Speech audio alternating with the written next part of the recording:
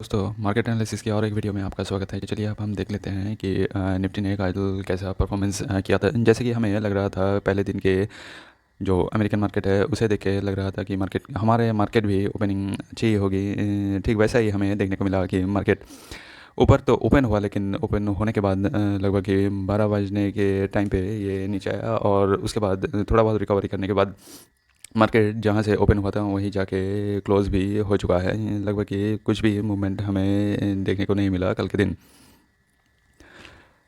इसके कारण अगर हम ढूंढने चले तो देख पाएंगे कि दो कारण, मेजर कारण हमें देखने को मिल सकता है। एक है एक्सटर्नल, जो कि बाहर का कारण है जिसके ऊपर हमारा कंट्रोल ज़्यादातर नहीं होता है, और दूसरा कारण है इंटरनल, जो कि अंदरूनी जो कारण है उसके ऊपर हम कंट्रोल कर सकते हैं। इंटरनल जो रीज़न है, इंटरनल रीज़न के चलते पहले हम बोल लेते हैं कि एक्सटर्नल रीज़न कौन सी है। एक्सटर्नल रीज़न जैसे कि ट्रम्प का कोई भी डिसीजन हो जाए रेसिप्रोकल टैरिफ और दूसरे टैरिफ के मामले में, वो हमारे कंट्रोल में नहीं होता है ज़्यादातर।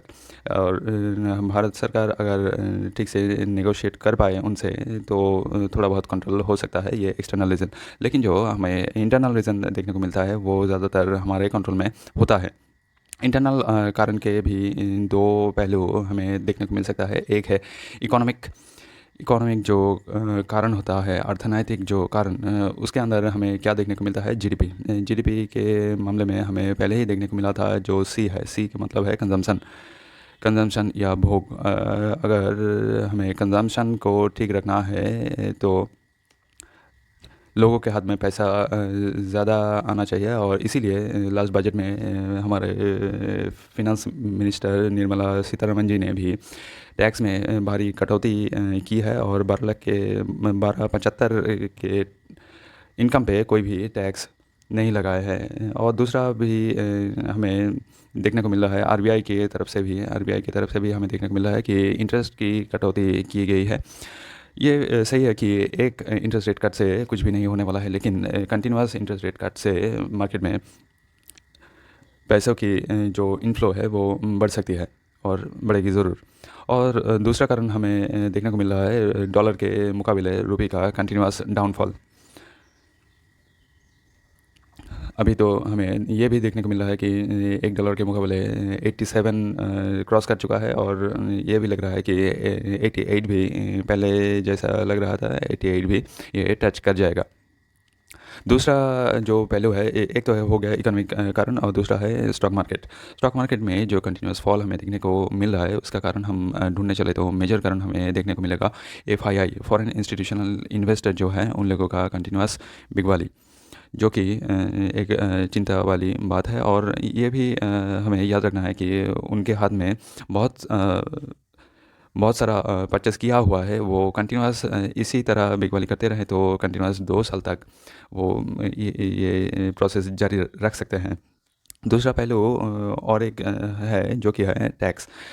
टैक्स कौन सी टैक्स हमें स्टॉक मार्केट में जो देखने को मिलता है वो है capital gain tax. Short term और लॉन्ग टर्म दो तरह की ये कैपिटल गेन टैक्स है।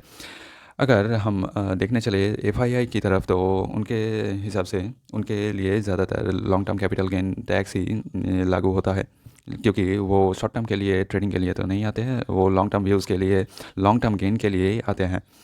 लॉन्ग टर्म गेन के लिए हमें कुछ दिन पहले ही एक क्लैरिफिकेशन देखने को मिला था कि एफआईआई की जो इनकम है उनके ऊपर भी 12.5% का जो एलटीसीजी हम रिटेल लोगों पे जो लगता है वही एफआईआई के इनकम पे भी लगने वाला है। और उसी के कारण एफआईआई का जो इनकम है वो भी बहुत हैम्पर हो रहा है। अगर हम एक एग्जांपल से देखें तो देख सकते हैं कि अगर हम मान लें कि कोई भी एफआईआई $100 की इन्वेस्टमेंट करे तो, और अगर हम मान लें कि 80 के भाव अभी पहले चल रहा था तो उन्होंने इन्वेस्ट कितना किया था, $100 इंटू 80 के भाव पे हम देखें तो उन्होंने इन्वेस्ट किया था 8,000। अगर 100% रिटर्न मिल गया तो अभी वो हो चुका है 16,000। और 16,000 में अगर एलटीसीजी 12.5% लग जाए तो हमें देखने को मिलेगा कि उनका जो रिटर्न है, रिटर्न कितना होगा, 14,000 रुपये। और 14,000 को जो जब वो कन्वर्ट करेंगे डॉलर में तो उन्हें कितना मिलेगा, अभी रेट कितना चल रहा है 87 के पार, 87 के से हम डिवाइड करें तो उन्हें मिल रहा है सिर्फ $160। उनका रिटर्न एक्चुअल में कितना हुआ था? रिटर्न हुआ था $200। $100 का उन्हें बढ़ोतरी देखने को मिला था, लेकिन जब वो ये कन्वर्ट करके ले जाएंगे घर तब उन्हें कितना मिलेगा? 160, 40, अराउंड 40 का लॉस। 40 का लॉस डायरेक्ट हमें नहीं बोलना चाहिए, कारण कोई भी देश ही ऐसा नहीं है जहाँ पे टैक्स नहीं लगता है, और इससे ज़्यादा अगर डॉलर के मुकाबले पहले जैसा मजबूत रहता हमारा रुपी तो उन्हें उससे ज़्यादा ही मिलता। इसीलिए अभी डिमांड आ रहा है कि डिमांड किस बात की आ रही है? डिमांड आ रही है टैक्स को लेकर। टैक्स कौन सी टैक्स? स्टॉक मार्केट में अभी बोले हैं स्टॉक मार्केट के FII के ऊपर जो टैक्स लगता है वो है LTCG, long term capital gain tax. क्या डिमांड आ रहा है? ये डिमांड आ रहा है कि टैक्स में कटौती की जाए। यहाँ पे टैक्स मतलब LTCG के बारे में बोला जा रहा है, न कि इनकम टैक्स के बारे में। कौन बोल रहे हैं? डिफरेंट कंपनी के जो CEO, CIO या इंटरप्रेन्योर हैं बड़े लेवल पे, वो ये मांग कर रहे हैं। किससे मांग कर रहे हैं? हमारे गवर्नमेंट ऑफ इंडिया से, ताकि जो FII का बिग वैली कंटिन्यू हो रहा है वो उसे रोका जा सके, और मार्केट का जो फॉल कंटिन्यू 4-5 महीनों से चल रहा है उसे रोका जा सकता है, जो रोका जा सके। इसीलिए ये लोग डिमांड कर रहे हैं कि LTCG को एबॉलिश किया जाए या कम किया जाए। अभी हम देख पा रहे हैं हेलियोस कैपिटल के जो फाउंडर और CIO हैं समीर अरोड़ा सर, इन्होंने क्या बोला है? इन्होंने भी गवर्नमेंट को बोला है कि capital gain tax is a huge mistake. ये बोलना चाह रहे हैं कि कैपिटल गेन टैक्स नहीं लगना चाहिए, ताकि FII का जो इन्वेस्टमेंट है वो फिर से वापस आ सके।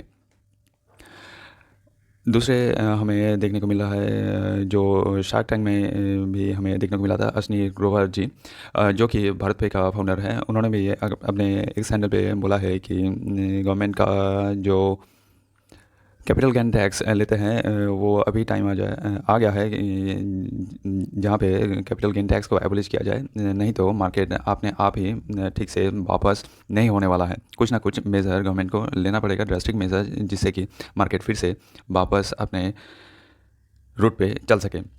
इसे तो इनको तो हम पहचानते ही हैं। गुरमीत चड्ढा जी है, ये भी बोल रहे हैं कि मांग कर रहे हैं, ये रिक्वेस्ट कर रहे हैं कि LTCG को रिमूव किया जाए। LTCG को रिमूव करने पे उनका ये भी मानना है कि लॉन्ग टर्म में इंडिया को गेन ही होगा। ये कौन है? कंप्लीट सर्कल के CIO है। इन्होंने किससे मांग किया है? हमारा जो फिनेंस मिनिस्टर है सीतारमन जी, उनसे ये मांग किया जा रहा है, रिक्वेस्ट किया जा रहा है कि LTCG को माफ़ किया जाए या एबॉलिश किया जाए। किससे मांग किया जाए? गवर्नमेंट ऑफ इंडिया से। वही डिसीजन ले सकते हैं, फाइनल डिसीजन, इसीलिए उनसे ही मांग किया जा रहा है। और रिपोर्ट के चलते हमें ये भी देखने को मिल रहा है कि गवर्नमेंट ऑफ इंडिया अभी इस बारे में कुछ भी डिसीजन नहीं लेना चाह रहे हैं, क्योंकि उन्हें ये देखने को मिल रहा है कि ये जो करेक्शन है और मार्केट ओवर वैल्यूड था, इसीलिए ये करेक्शन दिखाई दे रहा है।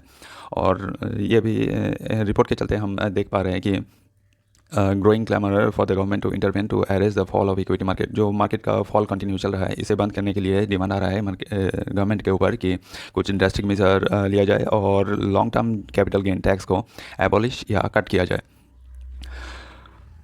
और क्या हमें देखने को मिल रहा है कि सोर्सेज के ज़रिए देखने को मिल रहा है गवर्नमेंट अभी वेट एंड वॉच के मोड पे है। अभी वो कोई भी डिसीजन लेना नहीं चाह रहे हैं, और ये एक्सपेक्ट कर रहे हैं मार्केट से कि 6 वीक्स और 6 हफ्ते में ये वापस अपने ट्रैक पे आ सकता है।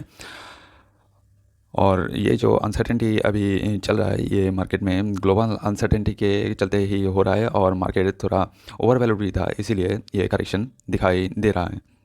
अगर हमारा वीडियो अच्छा लगे तो लाइक और शेयर ज़रूर कीजिए, और पहली बार आप हमारे चैनल पे आए तो सब्सक्राइब ज़रूर कीजिए। मिलते हैं नेक्स्ट वीडियो में, तब तक के लिए जय हिंद, जय भारत।